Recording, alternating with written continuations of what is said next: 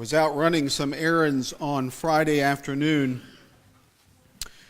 Got my hair cut and did a few other things and was downtown, and something kind of caught my eye, and I looked up and just stood there transfixed for a couple of minutes. Some other people were coming out of shops and they started looking up. We all just stood there just like dumbfounded. And I heard some person say, "What do you think it is?" And another person said, "I think it's the sun."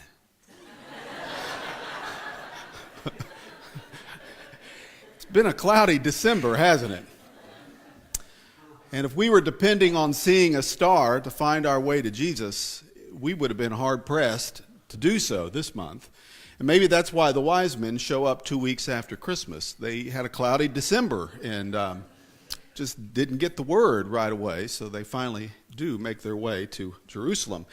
Really, it's not really a Christmas story. We kind of push all of these stories together. But if you really start reading what Matthew is saying, Jesus is fast growing up. He's probably 1 to 2 years old. It's why Herod orders that all of the children, later in this chapter, all of the children in Bethlehem 2 years young or younger need to be slaughtered, because he believes there's somebody born within that 2-year time frame that's a threat to his throne. So Jesus is fast growing up. By the time the Magi reached the little town of Bethlehem, he could be 1 to 2 years old, and it's just as December leads to January and a new beginning, so Christmas leads us to a new season for Christians all around the world. We call the season Epiphany. January 6th used to be called Old Christmas, and in fact parts of the world, in the Orthodox Church at least, still celebrate Christmas on January 6th. But it's known as Epiphany in much of the world, and it's rare that Epiphany actually falls on a Sunday. Usually it falls somewhere in the middle of the week, and we celebrate the first Sunday after Epiphany and jump right into Jesus as an adult and see him baptized. That's next week's story. So when Epiphany falls on a Sunday, it's fun to really stop and pay attention to that and spend a little time with it.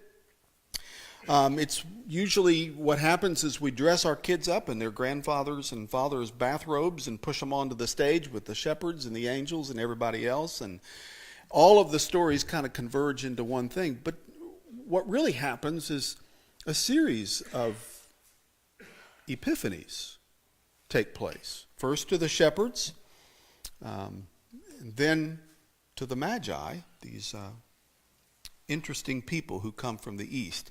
If you have ever had a sudden flash of insight, if you've ever had a moment where something becomes really clear to you, that aha kind of moment, that's an epiphany. The word means to be revealed, to make known. It's when the light comes on for us and we see what had been hidden. The news of Jesus' birth was initially revealed only to those handful of shepherds outside of Bethlehem. But Matthew tells us that about that same time, in an eastern country far away, the light came on for some astronomers / astrologers who caught sight of a new star, a star that revealed, a star that made manifest, that opened up their understanding, that a new king had been born in Israel. And they watched it and studied it, and then they followed it, and they first came to Israel's capital, Jerusalem, because if a new king is to be born, it's got to be in the capital city, right? And only there they discover that the child really is to be born in Bethlehem, the great promised one who will come. And the epiphany of the heavens leads them to a very personal epiphany, when they themselves finally get to meet that child face to face. So their experience this week has led me to think about stars all week long. Did you say this as a kid? Starlight, star bright, first star I see tonight. I wish I may, I wish I might, have the wish I wish tonight. How often do you look at the stars? It's hard to see them, yeah. Chances are, like me, not enough. We've always got our head down or our nose to the grindstone or our faces in our phones. And we're way too focused on what's next to look up. But every now and then something catches our attention and we look up and we look farther and we see more. We have an epiphany, that aha moment when the light comes on and leads us to realize something new, to gain some new understanding, some deeper understanding of something. And that's when it becomes more than wishful thinking. It becomes hopeful thinking. Because that new kind of thinking leads us to turn dreams into deeds. It leads us in a very concrete place beyond wishes. So at the start of a new year, I want to invite us to follow the Magi's gaze and to look up and see the star and let it fill you with some wonder and let its light guide us into this year ahead. And perhaps we'll also be filled with hope. We really don't know much about these wise guys who come lumbering into Jerusalem looking for the one born King of the Jews. We have built up quite a few legends about them. We use our imaginations and we've turned them into kings. Nothing in the scripture says they were kings. We've just stretched the story a little bit. We've turned them into kings from the east. More than likely, they were from Persia, what we now call Iran. They were wearing, we think, long flowing robes and crowns and riding majestically on those camels, one or two humps, doesn't matter which. And we see them lumber their way into the little town of Bethlehem, and we've even given them names. Casper, not to be confused with the friendly ghost, Melchior, and Balthazar. Matthew doesn't give us any of that detail. He just simply says they were Magi. It's a term for astronomer, astrologer in the ancient world. The Magi are spiritually curious people. They're restless to know truth. They look for it everywhere, beginning in the stars. The Magi are seekers. And seekers make discoveries. If you want to have an epiphany, you have to be a seeker. Those who seek, Jesus will later teach, are the ones who find. If I want to find my car keys, I will have to seek them. If I want to find God, I will have to seek God. I'll have to decide to seek God. How will you look for God? How will you seek God this coming year? It's a time for resolutions, right? But what if at the top of our list we determined, together as a congregation, together as individuals, encouraging one another, that this is going to be a year we're going to intentionally look for God. Look for God in our world, look for God in the scriptures, look for God in our lives, look for God in one another. It'd be a powerful resolution. And what might our church be like at the end of this year if we resolved to do that seeking? Who knows how many years those Magi watched all those planets whirling around the stars and running their courses through the heavens. They could have stopped with what they knew. After all, the stars have a pretty familiar pattern. We can predict with great accuracy where things will be centuries from now. It's how reliable they are. Well, once you've seen that pattern a few times, why not just rest on your laurels and give up seeking? But that's not what happened. They kept searching and looking until they spotted something unusual, some minute change that they noticed in the heavens themselves. The same kind of change that happened, everybody else could see the same sky. But they're the only ones who noticed. They're the only ones who took up the journey to figure out what it might mean. The psalmist once said, "The heavens declare the glory of God, and the skies declare what he has done." All of nature has something to say about God for those who will look and listen. And the Magi were people who were looking and who were listening. Are we? The Magi challenged me to remain curious with my faith, to nurture a sense of wonder in my life with that curiosity. I wonder if Jesus kept a memory of their visit.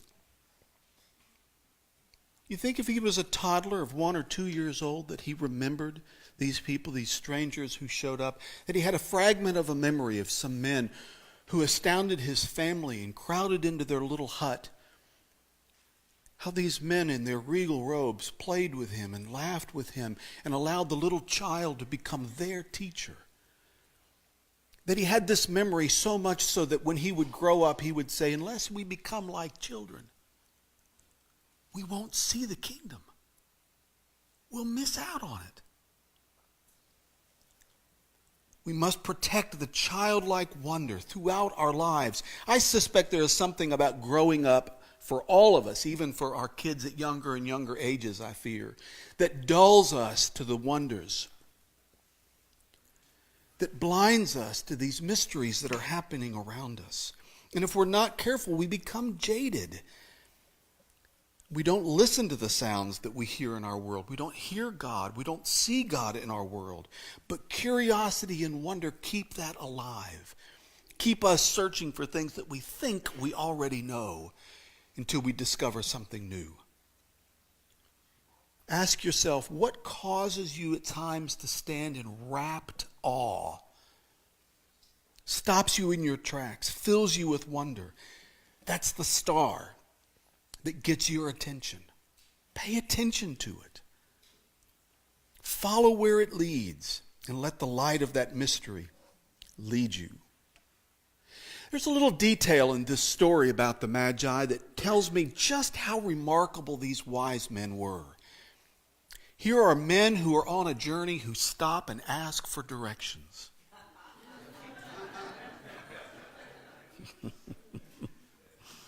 Do you like to ask for directions? I hate it. There is something about being in a car and being lost that makes me all the more determined to find my own way. It just kills me to have to ask for directions because I think it means something about being weak. What a stupid thing to do. I'd rather feel strong and independent. Wouldn't you? The Magi are very different. They're open to receiving guidance from all kinds of places, from the heavens, from Herod and his religious leaders, from the Bible.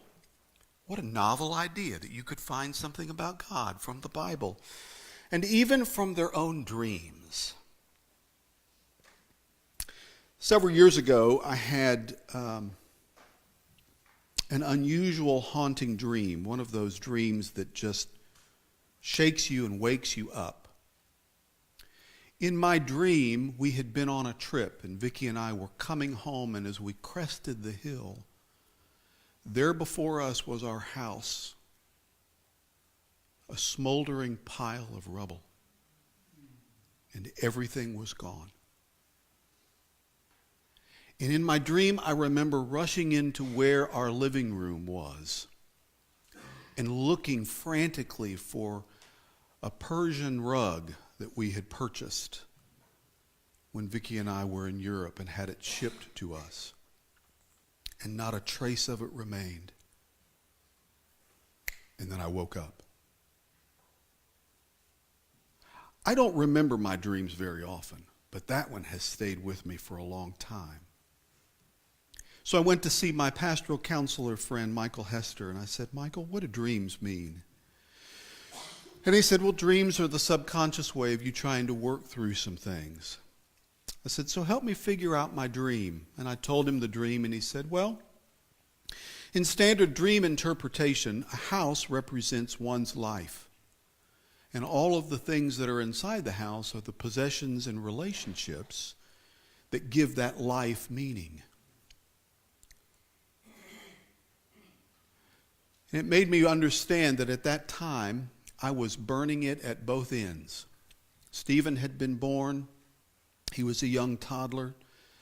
Vicki and I hardly had 2 minutes to spend together coherently with the needs of a toddler and trying to be the perfect pastor in my first pastorate. And it made me wonder if my crazy, hectic schedule was about to burn up all the things that I said mattered to me most. I changed my schedule. And like the Magi, I started to go home more often by a different way. May have saved my marriage, may have saved my fatherhood, and probably ultimately made me a better pastor. Sometimes our dreams can lead us to the right place, to the places that are important. Every time I read this story, I am amazed at all of the ways that God was speaking to the Magi. And if it's true for them, maybe it's true for us. Because God longs for us to hear his voice so much that he'll use anything that sounds like it to get our attention, so that we'll finally hear that he loves us and that he's with us and for us. The Magi find out that Jesus, the Messiah, would be born in Bethlehem, and so they glance in their rearview mirror as they leave old Herod behind and head out toward the little city about 7 miles outside of Jerusalem. Mostly, though, they're looking ahead, and they're guided more by their hopes than their fears, which is a good word for us to hear as we start a new year. To be guided by our best hopes, our brightest stars, not our dimmest ones, not our worst fears. They arrive in Bethlehem and discover this child whose face they had first seen in the stars. And they drop to their knees in wonder and share gifts of gold and frankincense and myrrh. It's the only proper thing to do when a baby is born, is to bring gifts for the baby shower. But it's their curiosity and their wonder and their openness and their listening and their looking for God that are the gifts they give us today. Perhaps we would do well to imitate them, and maybe our New Year's resolutions would have greater success if we thought of them more as gifts that we're giving to God instead of things that we're just trying to do for ourselves. And then they leave for home, and they take a different route. Like all the travelers of their day, they'll navigate home by way of the stars. But it will be a different set of stars because it'll take them by a different route. But I suspect that the light of the star that led them to Christ will keep rising, if not in the sky, then in their own hearts. My good friend and colleague Paul Wallace teaches physics and astrophysiology at Agnes Scott College. Paul left a tenured position at Berry as an astrophysicist several years ago to come to seminary, to Emory University, and get his master's degree in theology. And when he moved to Atlanta, he joined my previous church, and we became good friends. And he took me to the highest heavens on many an occasion. 3 years ago, Paul published his first book that was the blend of his own scientific training and background with his own passion for his faith. Paul wants to stand at the intersection of faith and reason, science and religion, and provide a way to bring those things together. In his book, Paul recalls a lecture that he did in one of his opening astronomy classes, in which he kind of gives the overview of the universe and all of the stars around us. And he says, now, if you have a perfect night, absolutely crystal clear, you can see from horizon to horizon in all directions, you would be able to take in, if you have pretty decent eyesight, about 3,000 stars. And then he tells the class, and then if you were to remove from under our feet the earth and look down that way, you would see about another 3,000 stars. So in all, about 6,000. And he said most of his students are pretty amazed that it's not millions, it's only in the thousands. He said he got to that place in his lecture and then was going to go on and start talking about constellations. He says, I looked down for a minute at my notes, and then when I looked up, he says, there was this kid who had this look of absolute terror on his face. He says, I'll never forget it. He was over to the left, almost in the front row. And I looked at him for a minute, and he looked so terrified that I just stopped class and said, are you okay? And he said the young man, about 20 years old, bright student, had said, yeah. And then he kind of had a sheepish grin, and he began to explain himself. He says, I was listening to what you were saying, and it just floored me that there are stars under our feet.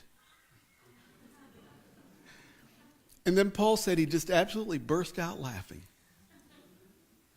Stars under our feet. That's the Magi's word. We saw his star at its rising, which meant they knew it had come from underneath them. And now it was in the sky, but always circling back around. And so whether it was overhead or beneath them, the light of that Christmas star would be their guiding light. When you come forward for communion today, you'll come to the table, you'll receive the gifts here. To my right and left are baskets with words in them. The words are printed on a star. They're star words for you to navigate by this year. Dozens of words. I reached into the pile, not looking for a specific word, pulled out one, and my word is appreciation. So what I want to invite you to do is, after you receive communion, receive another gift, a star word. And then I want you to take this word and I want you to place it somewhere near your computer screen or on your bathroom mirror or dangling from your rearview mirror in your car, if you would, or on your dashboard or someplace that you'll see it.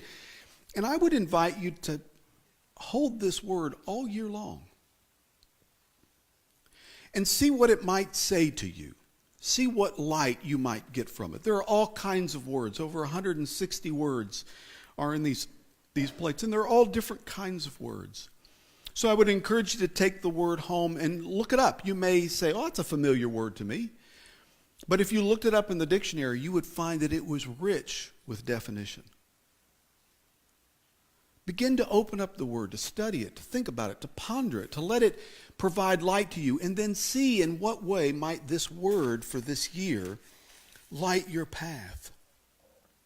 Because it may mean that from the stars above us and from the stars beneath us, we will find the light that we need to guide us into the way of Christ, to guide our lives by a whole different way with a much better outcome. Amen?